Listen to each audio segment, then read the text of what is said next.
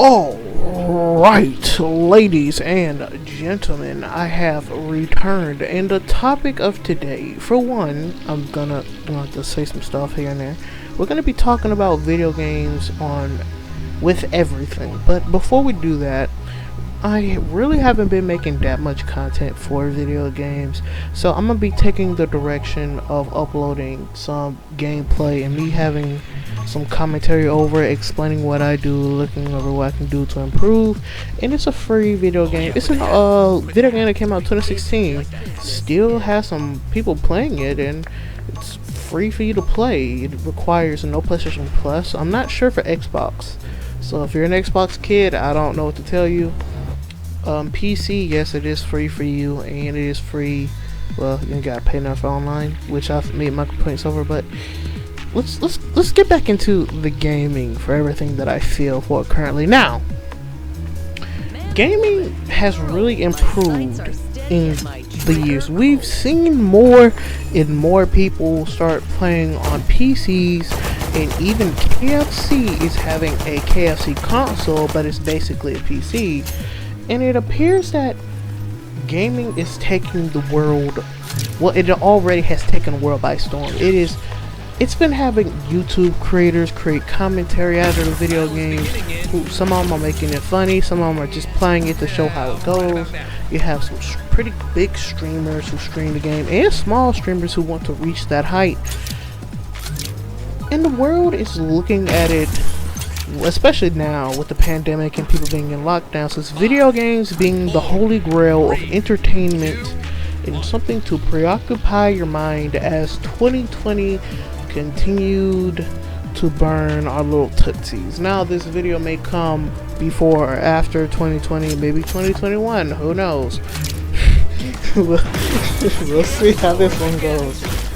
Oh my god, please don't let it be DLC. Please don't let 2020 just be a trailer, please. Moving past this, we've seen a lot of good games today. We've seen Ghost of Tsushima, Doom Eternal, Animal Crossing.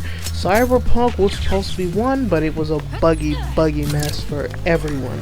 I don't want to hear anything about consoles. I don't want to hear nothing about last generations. It is buggy on PC too. PC master races are just trying to get on your nerves. So if you got yourself a PS5, don't trip over it, boys. It's buggy for them too. Now, a lot of games have been getting so much recognition that they would even make movies out of these video games. Like, people would spend years actually getting into characters, writing down the story, and acting and doing all this stuff to make movies out of these video games, and sometimes it would flop. Like Monster Hunter, I heard some people reviewing it, and they were saying it has nothing to do with Monster Hunter for real, and it's practically made for another country, something with that we all know where that came from place. So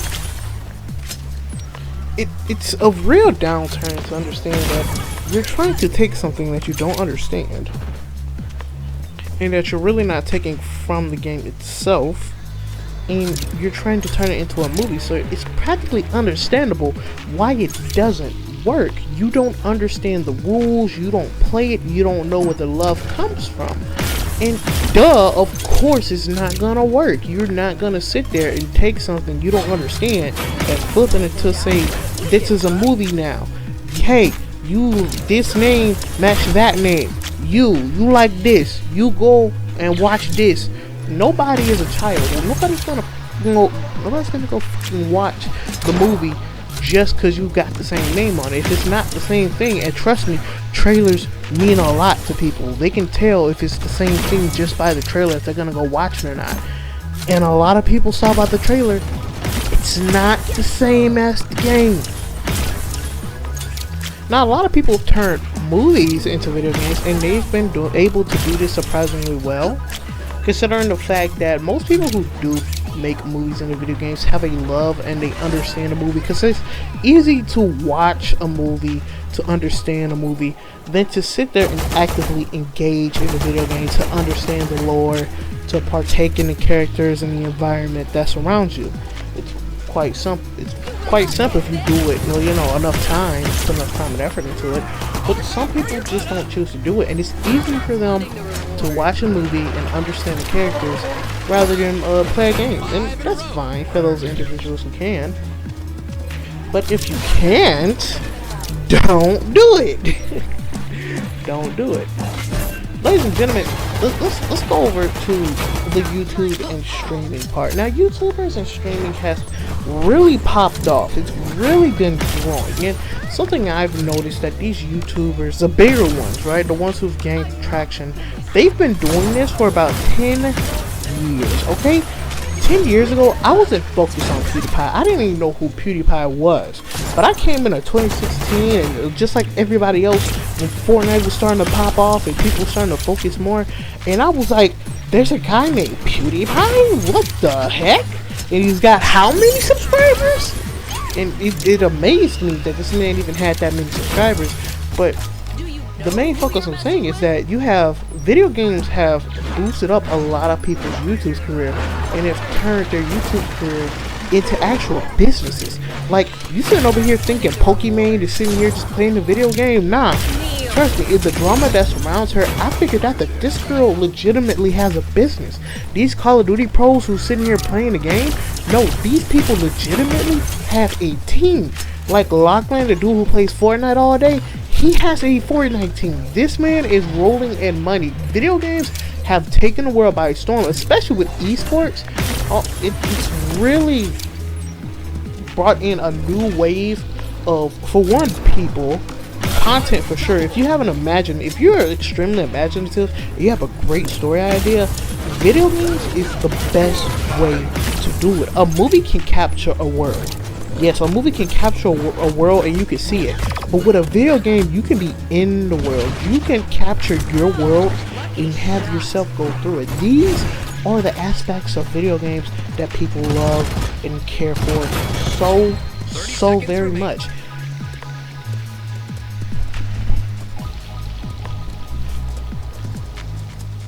My apologies if you heard that. That was some technical difficulties that was going down in the house. Niggas be crazy. Getting back into the topic. Video games really has improved a lot of people's lives. There have been people who start off at zeros with nothing and they play video games to get used to it. They find that they have a talent for it and they care for the game and they have that extreme passion to speak out about it. And when other people who are passionate or who are at least self-aware and become above the become more known as above an average player. You know, an average player probably got the 0.89. You know, they're in the negatives in KD and COD, or they're not really that good. You know, they're trying to keep up with you, but you know that you're ahead. One, because you're just extremely self-aware. That you put more time into the video game. Now, streamers, on the other hand, I have to say that it's a lot easier to become a YouTuber than a known streamer, mostly because how Twitch is run. And it seems like in the video game world, for streaming, it's the most popular video game, that or the newest video game. Sometimes not even the newest video game, because Spellbreak came out and that rushed over people's head. By the way, there's a little clip right there having another Spellbreak video that may come out soon. The theories could be compiling. I'll have to play it more and see how that goes.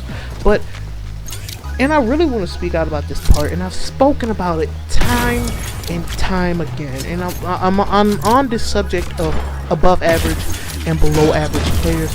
There are some players that plain suck. They have SBM in games to protect the ones who suck. Then you have the average, then you have the above average, then you got the I can stomp you out, and then you got the pros, like the genuine pros.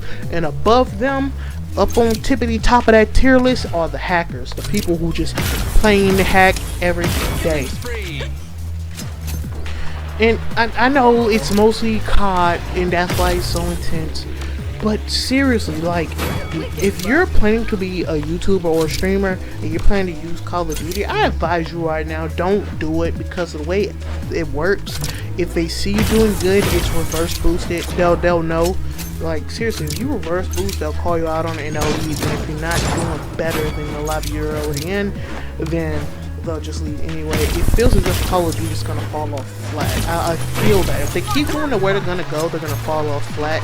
Mostly because Call of Duty's trying to copy Battle Royale. Now I'm gonna take this into the Fortnite direction. Fortnite blew up, and that is because it was extremely casual. It listened to the casual fan base, it spoke with the casual fan base, and it talked with you, and it was a back and forth kind of thing. If the fan base said they like this thing, Fortnite would look at it and go, you like that thing? We bring it in game.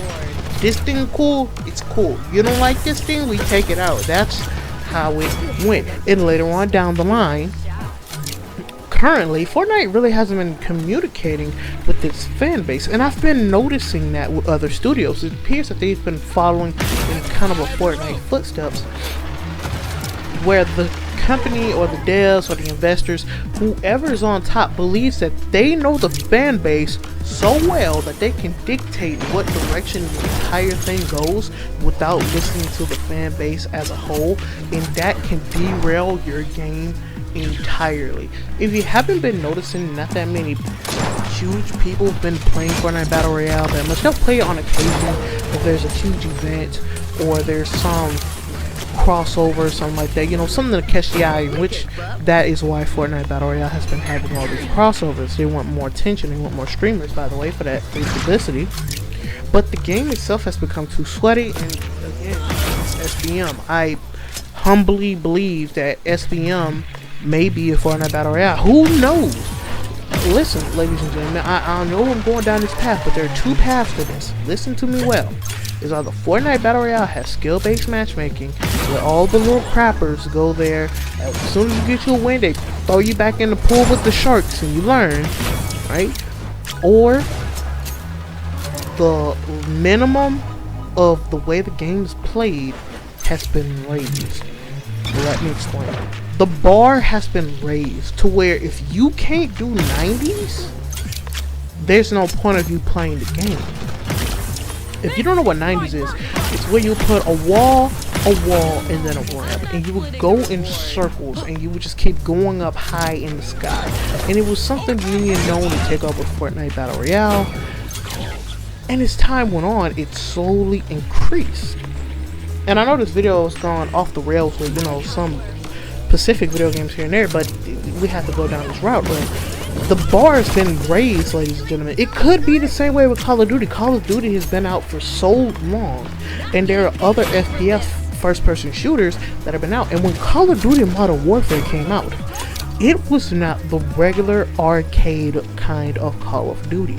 Call of Duty Modern Warfare was far more tactical, far more thinking ahead. Like, it had a sweaty prospect where it was purely competitive, which threw off the like hardcore COD players, and you can tell the pros are like they don't like it. It's not COD. It's something I see every day. Okay, Modern Warfare versus Cold War. Don't put the Call of Duty names in front.